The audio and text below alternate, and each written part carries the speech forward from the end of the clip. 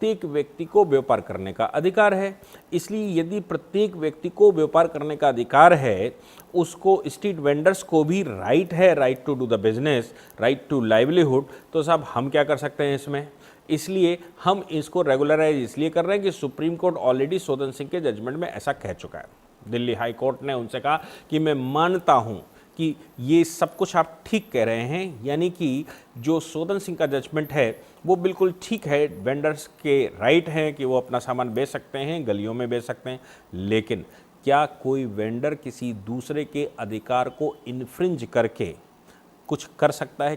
क्या किसी व्यक्ति के अधिकार उस स्तर पर हो सकते हैं कि दूसरी पार्टी के अधिकार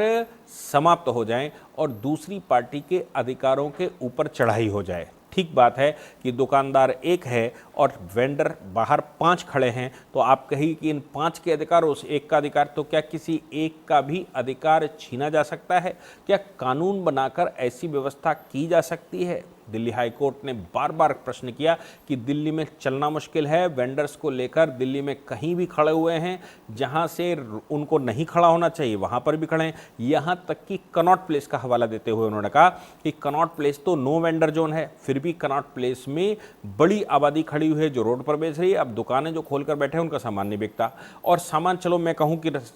व्यक्ति का अधिकार है वो क्या रेट खरीदेगा क्या नहीं बेचेगा, लेकिन वो वेंडर्स इतनी तादाद में खड़े हो जाते हैं कि दुकानें ढक जाती हैं और दुकान में बैठा हुआ व्यक्ति जो पूरा मेंटेन करके बैठा हुआ है वो अपना सामान नहीं बेच पाता, कस्टमर उसकी दुकान तक नहीं पहुंच पाता, और कस्टमर अगर वहां तक पहुंचता है तो वेंडर्स उसके ऊपर झपट पड़ते हैं और साहब ये सस्ता वो सस्ता, ये ले लीजिए वो ले लीजिए, कहाँ जा रहे हो नहीं जा रहे हो, वो दुकान पर बड़ा मिलेगा, महंगा मिलेगा, अच्छा मिलेगा, गर्म, ऐसी बहुत सारी मार्केटिंग की उल्टी सीधी टिप्स लगाकर उसको या तो वहाँ तक पहुँचने नहीं देते या फिर वो उसको नकली, डुप्लीकेट या सस्ता सामान बेचकर उसको वहाँ से चलता कर देते हैं। क्या होगा उन दुकानदारों का? ये दिल्ली हाई कोर्ट ने आगे कहा कि आप देख रहे हैं हम अब दिल्ली की जो मार्केटें हैं उन मार्केटों को, दिल्ली की जो नो वेंडर जोन हैं, दिल्ली में जो शांतिप्रिय दुकानें हैं या जो दुकानें हैं, हम उन स्थानों को नहीं सौंप सकते कि नहीं ऐसे लोगों को जिससे दिल्ली में अव्यवस्था फैल रही हो। दिल्ली पूरी की पूरी बंद होती सी दिखाई दे रही है और दिल्ली को कैसे कंट्रोल किया जाए, दिल्ली में कैसे व्यवस्था बनाई जाए, ये बात भी समझ में नहीं आ रही। कमेंट ओरल हुआ, हालांकि लाइव लॉ नाम के एक पोर्टल ने उसको छाप दिया है, अपने यहाँ उसको पब्लिश कर दिया है, और ये कहते कोर्ट ने बहस करते समय दिल्ली सरकार के एडवोकेट को बोला कि हम दिल्ली को कुत्तों के हवाले नहीं छोड़ सकते, हम लोगों के फंडामेंटल राइट्स को प्रोटेक्ट करने के लिए यहाँ पर बैठे हैं, हम लोगों के अधिकारों का संरक्षण करेंगे, हम लोगों के अधिकारों का ध्यान रखेंगे और दिल्ली में लॉ एंड ऑर्डर बरकरार रखेंगे। दिल्ली में लॉ एंड ऑर्डर की चिंता करना हमारा काम है, इसलिए हम ये नहीं होने दे सकते। दिल्ली सरकार से कहा कि जहां 150 वेंडर हुआ करते थे जो तय बाजारी के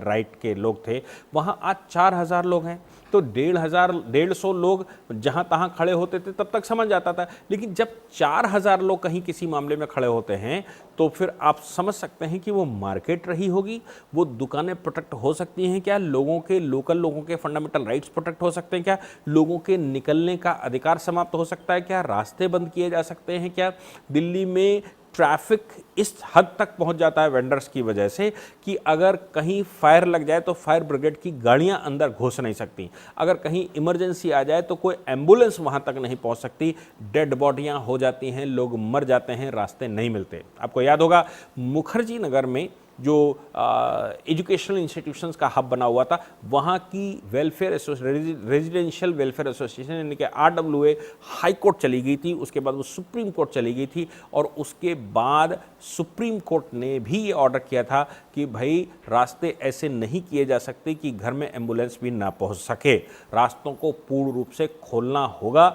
इसलिए जो कोचिंग इंस्टीट्यूट के लोग थे उनको उन रेजिडेंशियल एरिया में कोचिंग इंस्टीट्यूट्स को बैन कर दिया था। एक क्राइटेरिया निर्धारित किया था कितनी लंबी सड़क हो, कितनी चौड़ी सड़क पर इंस्टीट्यूट बनाए जा सकते हैं, और रेजिडेंशियल एरिया में इंस्टीट्यूट खोले नहीं जा सकते, रेजिडेंशियल एरिया में ये वेंडर्स खड़े नहीं हो सकते। ऐसा ही कोटा में के लिए भी और सुप्रीम कोर्ट एक पहले ही ऑर्डर कर चुका है। यानी कि लगातार सुप्रीम कोर्ट के सामने ये समस्याएं आती हैं कि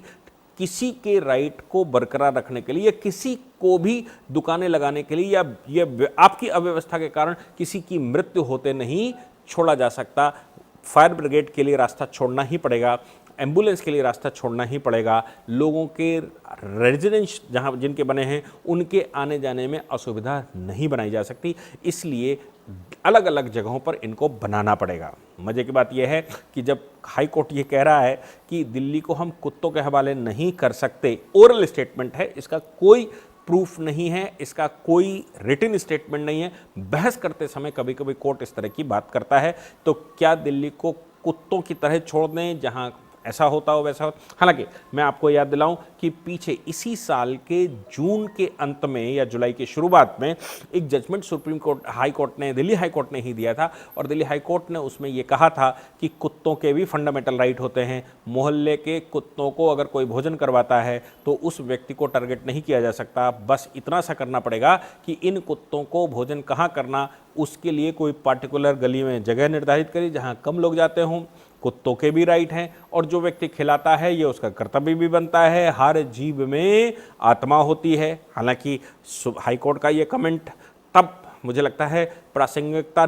खो देता है जब बकरीद का समय आता है, वो तब प्रासंगिकता खो देता है जब कुर्बानी या बलि का नाम चढ़ता है कि इसकी बलि देनी है या इसकी कुर्बानी देनी है। तो मुझे लगता है उस समय भी हमें ये ध्यान ही रखना चाहिए कि हर जीव जो ईश्वर ने बनाया है उसमें प्राण होते हैं, उसमें आत्मा होती है, उसके अधिकार होते हैं। कुत्तों को खाने पीने के लिए दिल्ली हाई कोर्ट ने ऑर्डर किया कि इन कुत्तों को भी हर गली का कुत्ता अपनी गली का ही कुत्ता होता है, उसकी गली में ही उसके खाने पीने की व्यवस्था होनी चाहिए। लोगों का कर्तव्य भी बनता है कि इन कुत्तों को खाना पीना दें।